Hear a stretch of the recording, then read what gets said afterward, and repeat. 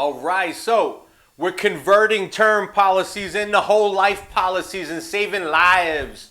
Well, not really saving lives, but that would be cool. Like, remember that in the intern where they were in the blender? But anyway, right? So we're here talking about whole life policies because we converted this temporary policy that only covered us for a certain period of time, right, into this whole life policy. Why?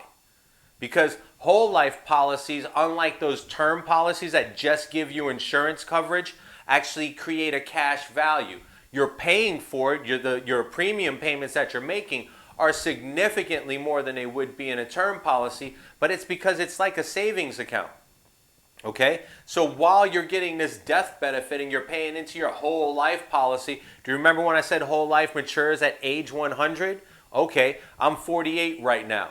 So that means if I was to get a policy today, I'm going to be paying for 52 years, right? Because I'm going to hit a healthy 100.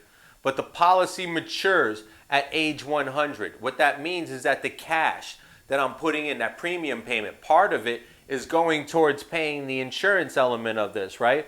Part of it is the cash value. That cash value is building up with every single payment. So a little bit is going. And as I'm doing it, that's my actual, that's my money. You know, we're going to talk about the fact that in that cash value, I don't have to forfeit that ever. I can terminate my policy and they give me my cash value back. Just like with anything, if you wanted to get a secured credit card, right? You have like the most doo-doo of credit and you still want a credit card, you go ahead and you take $10,000, you throw it down into a security as collateral, and they'll give you a credit card that'll allow you to, it's a loan, right? It's a loan against your money. So life insurance will do the same thing for you. Even your original and your basic types of life insurance with nothing, you can still borrow against your cash values. That's the beauty of it. It's your money, okay? So in the most basic type of whole life insurance, I'm starting my payments today and I'm making consistent payments until I turn 100. At 100, they give me my money back. They give me the full benefit, right? So if I had $1 million policy and I paid to 100, I lived to 100, they thought I was gonna die. The premium payments that I'm making are actually factored under this level, this ordinary whole life, to once I make that last payment at age 100 equals my death benefit. So they're like, congratulations. No party, no nothing. They just go ahead and send me, they don't even send me one of those big checks so I could take a picture with it. With, they wheel me in my wheelchair and just lay it over me like a blanket. Nothing like that. I get nothing. They just go ahead and give it back to me, right? So that's your basic style, age to age 100.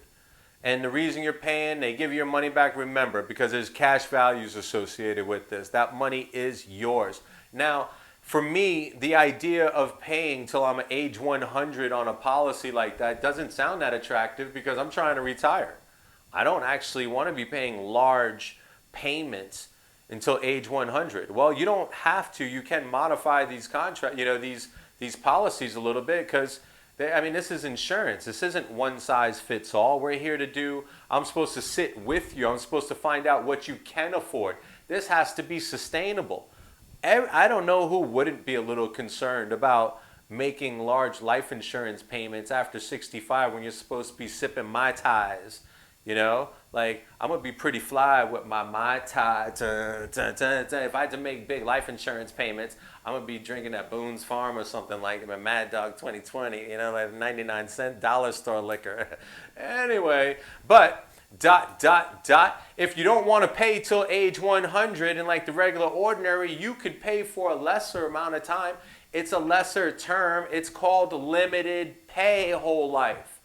Wow. Remember what I told you? If you were with me in the law section, or if you're jumping around and doing this and then going to law, even though I didn't recommend it that way, in the law section, I told you everything that we discuss has to be clear. If I was your agent, I can't come in with clever words and things that are hard to understand. I'm talking to everybody. I'm talking to everybody from the millennials to the boomers.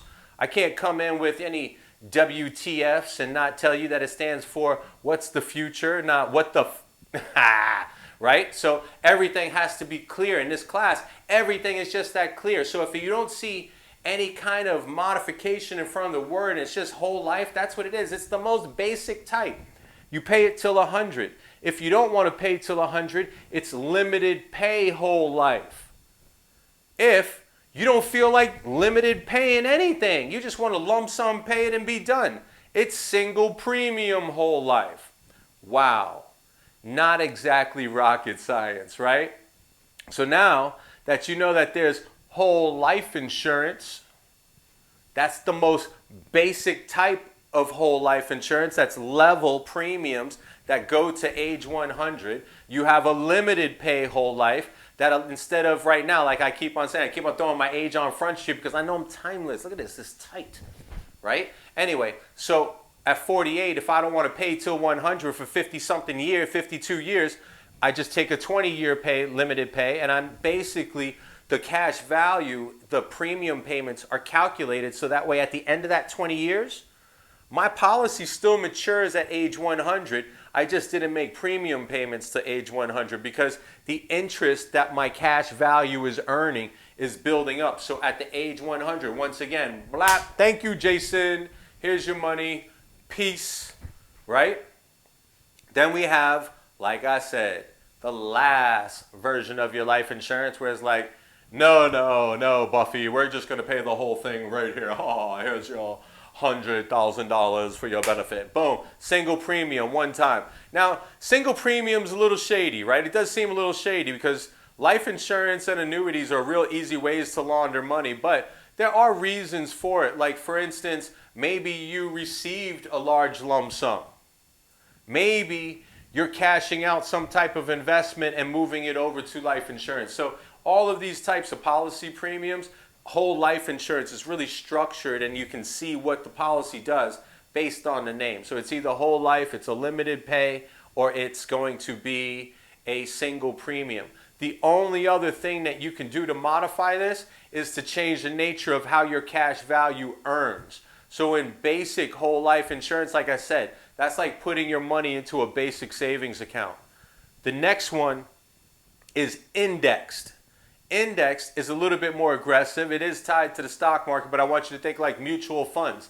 It's basically taking an aggregate of all of these, stock market components, and it's allowing you the opportunity to earn more interest than the regular basic one. That's index. The last version of this, and this is all tied to your money, is variable. Just the word variable means something can change, right? That's like all that Wolf of Wall Street, where one of them, we're talking about the mutual funds, the nice safe things with the index that reflect like your IRAs and your 401ks. Your variable, we're all Wolf of Wall Street. We're throwing midgets at dartboards and stuff like that. Things can fluctuate. When the market goes up, your cash values go up. When your market goes down, your cash values go down. With your whole life insurance and your index, you have guarantees. When you move into something variable, if you want the big gains, you better be prepared for big losses. All right? We're going to talk about index and variable life insurance policies in the next episode. That wasn't bad. 8 minutes, 21 seconds.